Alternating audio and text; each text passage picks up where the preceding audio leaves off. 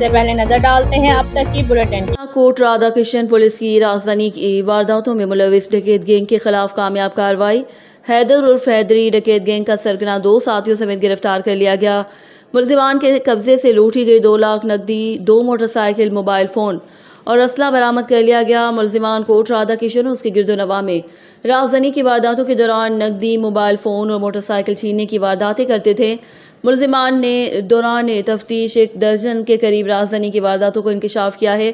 मजीद तफ्तीश जारी है। DPO कसूर सोहेब अशरफ ने अच्छी कारकर्दगी पर थाना कोट राधा कृष्ण पुलिस को शाबाश दी है।